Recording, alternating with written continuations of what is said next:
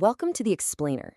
Today, we're diving into a fundamental truth that affects literally every single one of us: the trade-offs behind limited resources. Honestly, if you've ever wondered why we can't just snap our fingers and produce an endless supply of everything we want, well, you're in the right place. We're going to map out exactly why that is. So why can't we have unlimited amounts of everything, right? It's kind of the ultimate universal dilemma. Whether you're a college student trying to map out your crazy week, a business owner planning out production, or even a global superpower managing an entire economy, we all hit a ceiling. Let's take a look at how economics actually visualizes this exact limit. Okay, let's dive right into this. The entire foundation of this ceiling rests on one single word: scarcity. It's just the inescapable economic reality that our resources, things like labor, land, and capital, they're finite. They run out. And because they're limited, we are forced to make trade-offs. You simply cannot get something for nothing in a world of limited resources. It's a tough pill to swallow, but it's true. To really grasp how this works, let's bring the whole concept down to a highly relatable, everyday level. Imagine you're a student facing finals week. You've got a fixed amount of study time. I mean, you can't magically invent a 25th hour in the day, right? The two goods you're trying to produce here are your economics grade on one side and your history grade on the other. So how on earth do you allocate that strictly limited resource of time? Well, this brings us to an absolutely elegant little tool: the Production Possibilities Curve, or PPC for short. This straight line visually maps out every single combination of grades you can achieve, assuming you fully and efficiently use, say, 10 hours of study time. If you pour all 10 hours into economics, boom, you secure a 95%. But you totally bomb history with a 55. If you split it up, maybe 7.5 hours for econ and 2.5 for history, you land right perfectly on the line with an 85% and a 65%. So the absolutely crucial point here is what this straight line actually tells us about the nature of our trade-offs. First off, trade-offs exist solely because your time is limited. But second, a straight line specifically means we're looking at a constant opportunity cost. In this kind of simplified scenario, every single grade point you gain in economics costs you the exact same, unchanging amount of points in history, no matter where you happen to be on that line. And as long as you land perfectly on the line itself, you're showing a totally efficient use of your resources. Absolutely zero wasted time. Now, pivoting from a single student to an entire society, let's look at a macro-level trade-off.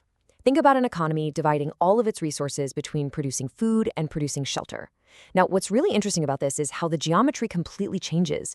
It's no longer a perfectly straight line, it's actually concave, bowing outward away from the origin. To figure out why it bows outward like that, we just need to peek at the underlying data. Notice what happens as the society decides to produce more and more food, going from 0 units at combination A all the way up to 80 units at combination E. As food output increases by these steady, even chunks of 20 units, the amount of shelter being sacrificed doesn't actually stay constant. It increases. Let's just walk through the exact math to see this shift in action because it's pretty wild. Step 1. Moving from point A to point B. The economy gains 20 units of food, and to do that, it only has to give up one single unit of shelter. So the opportunity cost for that chunk of food is just one shelter. Simple enough, right? But wait, look at step 2. Moving from point B to point C. To get the next 20 units of food, society now has to give up 2 units of shelter. The opportunity cost literally just doubled, simply by moving one more step down the curve. This mathematical shift brings us to a really major economic principle: the law of increasing opportunity cost. Basically, this law states that as the production of a particular good expands, the opportunity cost naturally rises. But why does this happen? Well, the fundamental reason is that economic resources are just not perfectly adaptable to all uses.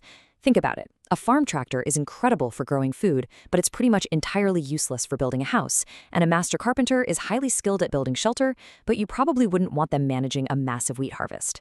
It just doesn't translate.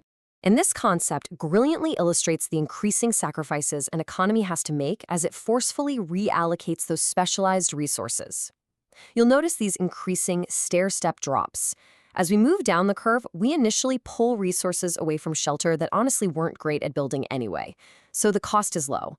But eventually, as we demand more and more food, we just run out of farmers. We're literally forced to tell our master carpenters, hey, go farm. They're incredibly inefficient at it, which means a massive loss of shelter for very, very little gain in food. And that right there is exactly why the curve bows out.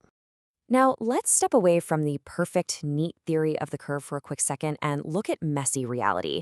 This is represented by those stray data points hovering all around it. Because let's face it, real-world economies are rarely perched perfectly on the exact edge of that frontier. Take a look at point I, sitting completely inside the curve, and point N, which is floating way out there in the white space completely beyond the curve. These 2 points represent real-world imperfections and some really hard limitations. Point I is what economists call inefficient underutilization. If we go back to our student example for a sec, point I is basically the procrastination point. It's you sitting on the couch, endlessly scrolling on your phone when you should be studying. The resources, your time and your brain power, they're available, but they are completely being wasted. Point N, on the other hand, is currently unattainable. With the resources and technology an economy actually has today, getting to point N is a mathematical impossibility. It's pure magic. Well, at least until we discover new resources or invent some crazy new technology to push that entire curve outward. So, we've seen how to map absolute efficiency, but I want to wrap up by leaving you with a really crucial question to ponder. Does maximum efficiency alone determine the best output mix for a society?